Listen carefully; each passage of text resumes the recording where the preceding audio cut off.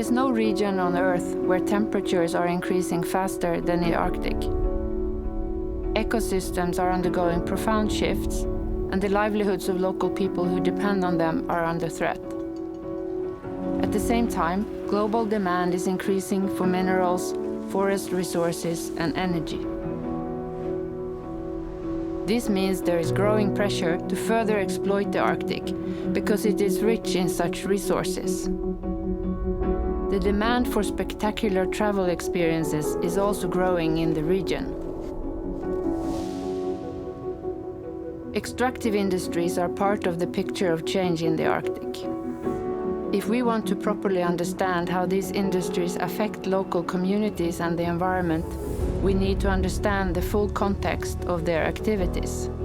Since 2016, our research has focused on increasing the knowledge about all aspects of mining systems and their impact in the Arctic, to help stakeholders make informed choices on how to use natural resources in a sustainable way.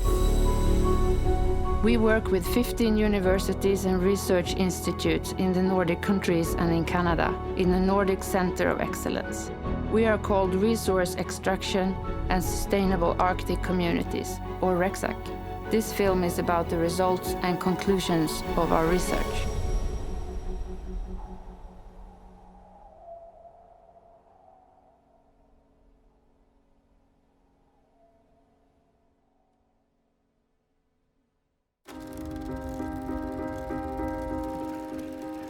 The public at large tend to think of a mine as a hole in the ground from which minerals, metals, or fossil fuels are extracted.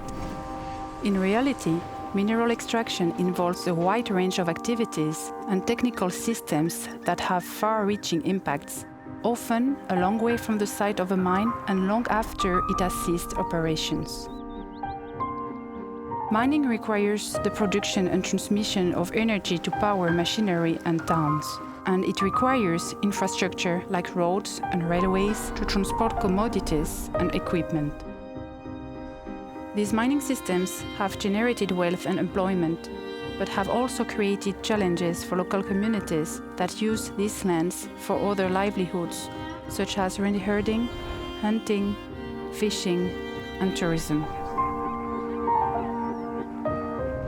In REXSAC, we have explored this complexity through case studies. Here we present two of them, from the Arctic regions of Sweden and Finland.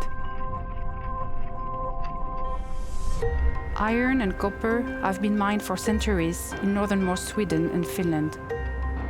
In Kiruna, large-scale exploitation of iron ore began 120 years ago. The highly profitable operation has generated wealth, welfare, and jobs. At the same time, it has created problems for those who are using the land in other ways that depend on less disturbed ecosystems and landscapes. Niila Inga, chairman of Laiva's reindeer herding community in Kiruna, provides some examples of challenges for reindeer herding. Nu står vi uppe på Lussavarre, här ser vi Kiruna stad och så har vi Kirunvarre där LKAB har sin verksamhet nu. Och där bak så ser vi dammarna där LKABs processvatten samlas som de behöver i sin brytning. Kirunvarre var våra traditionella kalvnings- och höstmarker och vår flyttled till vinterlanden gick här mellan Kirunvarre och stan.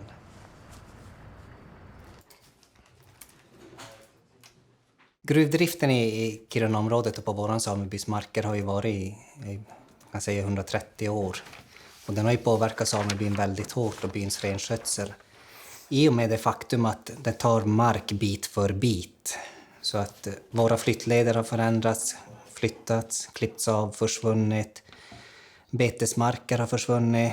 Vi har redan passerat tippingpointen för länge sedan för vad renskötseln, för vad renen klarar av i direkt markbortfall.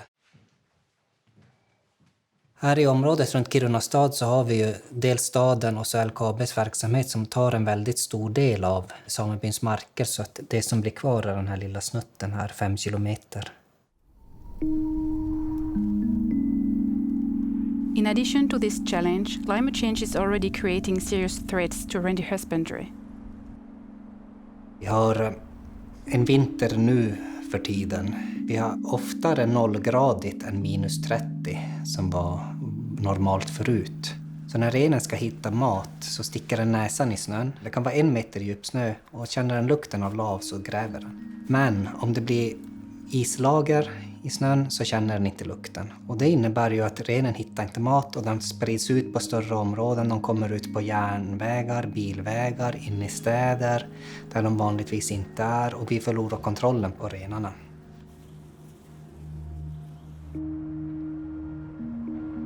The effect of mining can reshape entire landscapes.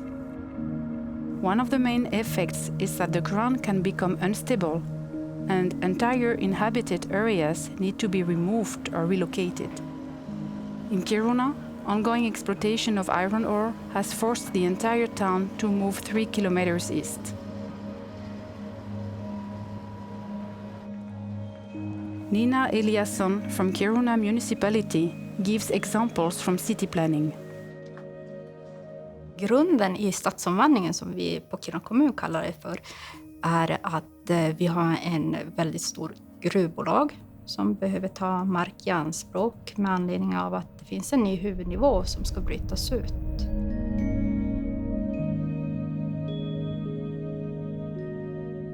När malmen bryts ut så kommer marken ovanför att påverkas.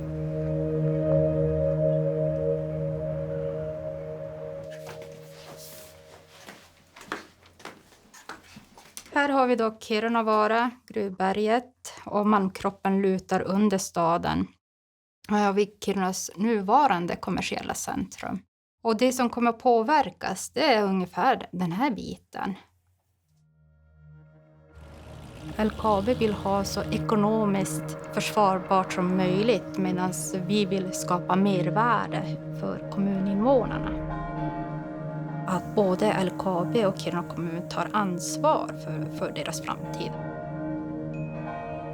The mining company's efforts to compensate affected land users have not solved all problems.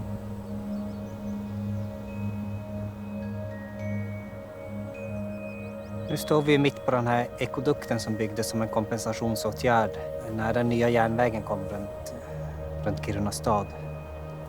Störningen och bullret här på den här godsbangården gör att renen inte vågar komma fram till den här ekodukten och passera spåret. Dialogen och förståelsen för renens behov fanns inte med i beslutsbilden alls. Den togs inte i beaktning alls.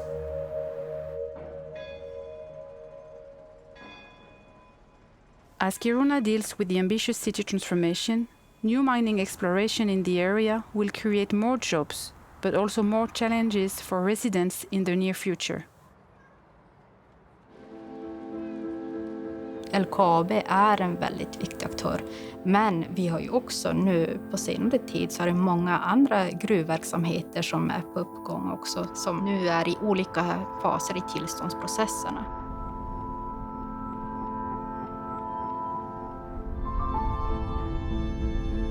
After 15 years of exploration, planning and permitting processes, mining of iron ore in the open pit mine of Hanukainen in the Kolari municipality in northern Finland may soon start again. For some, the mine means jobs and incomes and recalls the economic boom of the 70s and 80s when the old mine was active. For others, the mining, combined with the tangible climate change effects, means increased challenges. Meillä on nyt tarkoitus avata täällä uudelleen tämä alue ja hyödyntää täältä rautaa, kultaa ja kuparia. Tämän kaivoshankkeen toiminta-aika on arviolta 20 vuotta, mutta mahdollisuuksia on jatkaa sitten, jos löydetään lisää esiintymää. Tästä kaivoshankkeesta on suuri hyöty kolarilaisille, Kolarin kunnalle ja ilman muuta myös lähikunnille, koska meidän työllisyysvaikutus on rakentamisvaiheessa 500 henkeä tarvitaan töihin ja sitten toiminnan aikana 300 henkeä töihin, eli työllisyysvaikutus on suuri. But for those who pursue traditional livelihoods, reopening the mine is a cause for concern. Vili Kurki, leader of Muonio Herding Cooperative, is worried about the effects of the reopening of the mine on his reindeer and herding practices. No, tämä Hannukaisen suunniteltu kaivoshanke, niin sehän tulee vaikuttamaan meidän porotalouteen kuitenkin sillä lailla, että lajun alueet vähenee, katoaa osa tärkeimmistä lajun alueista ja sitten kaikki infra, mitä siihen tulee lisää. On meluhaitat, pölyhaitat ja paljon semmoisiakin, mitä ei oikeastaan pysty edes tässä kohdassa vielä ennustaa. Sehän tietysti tuo muu maankäyttö, niin kuin tämä suunniteltu kaivos, niin sehän katkaisisi yhden tärkeimmästä kuljetusreiteistä esimerkiksi tähän tähän Rautuvaara-Aijalle.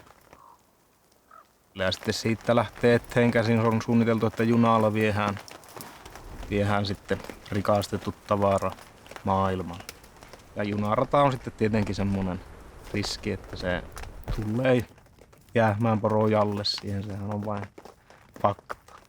Ja lisää liikennekuolemia ja tietenkin varmasti lisää kansen auton alle jää.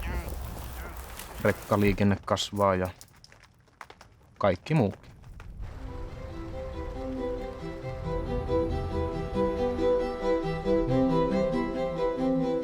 The mining company plans to build a conveyor belt stretching 9 kilometers that will transport the ore from the mine to a new concentration plant. Sinne on kuljettimen tiettyihin kohtiin, mistä ollaan katsottu poronhoitajien kanssa, että mistä porot kulkee nykyisin, niin pyritty saamaan sellaisia kuljettimen alituskohtia, mistä siis porot pääsee kuljettimen alitte kulkemaan, että ne vanhat reitit säilyisivät mahdollisimman hyvin. Se on semmoinen este, että se pitää ääntä ja siinä menee tie vieressä ja kyllähän sitä pitää puhua tietysti, mutta ei tunnu ymmärtävän, mutta ei ne kyllä sillä lailla ymmärrä, että minkälainen kulttuurillinen merkitys ja poronhoidolla on. Ja sitten aivan taloudellinen merkityskin, että kyllähän poronhoito työllistää tosi paljon Lapissa ja paljon meidän alueella. Tourism in the region has a long history. The first tourists arrived in the early 1930s in Akaslompolo, and the National Park of Pallas Ounastunturi was created in 1938. The growing tourism industry has produced jobs and wealth for decades. Tämä on paratiisi tämä paikka. Matkailulla on tosi iso merkitys alueella. Ja totta kai tämä minun kahvila elää matkailulta, että ei mulla olisi 3 krupposta espressokonetta tuolla, jos meillä ei olisi matkailijoita. Ja sen lisäksi koko Kolarin kunta saa noin 40-50% tuloistansa matkailun kautta. Kyllä tällä pienellä kiviläjällä tuossa meidän kylien kuppeessa on tosi iso merkitys. Se on kaikkea semmoista, se edustaa ihan kaikkea semmoista, mitä matkailijat ei halua täällä nähdä. Voin kertoa esimerkkejä siitä, miten matkailu ja kaivostoiminta on toimineet hyvin samalla alueella. Esimerkiksi tuosta naapurikunnasta Kittilästä, että siellä myös Kittilän kaivos on toiminnassa ja kunta voi hyvin. Synergies between active mining and tourism are possible. Mining generates infrastructure that can provide access for tourists to nature, and mining contractors often use resource facilities during the off-season.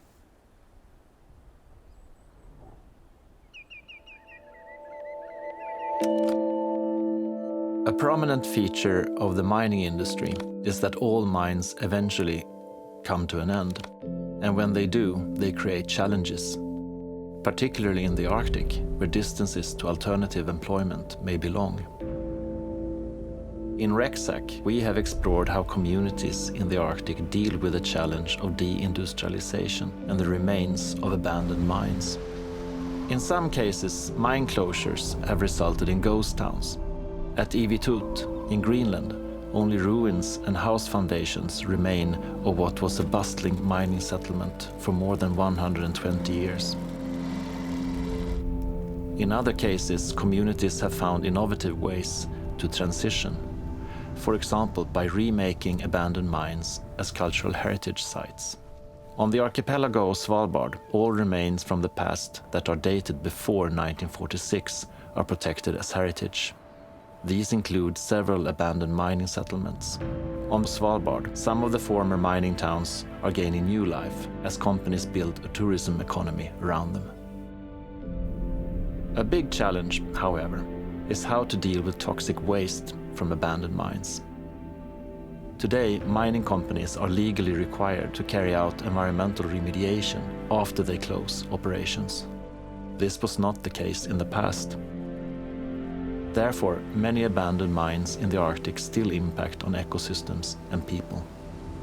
One example is Nautanen in Arctic Sweden, which was opened in 1903 and closed soon after in 1908. This mine left toxic materials behind that are still affecting the ecosystem there. In this way, legacies of abandoned mines contribute to the multiple pressures on Arctic communities. But they can also be a resource for transition.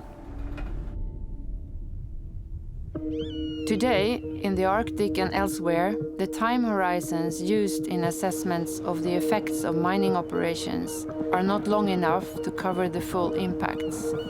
There is a need for comprehensive assessments of all aspects of mining systems, including the challenges presented by abandoned mines. Another important insight from our project is that it's vital to identify all the impacts on ecosystems and livelihoods that can result from mining, but also from other industrial activities such as energy production and forestry. It is also necessary to examine how these impacts interact with the effects of climate change. The cumulative effects of multiple pressures are now a critical challenge for many livelihoods. Reindeer herding communities, for example, have previously been able to adapt to climate change by using land in a flexible way. But this adaptive capacity is now under increasing pressure as industry encroaches on grazing lands.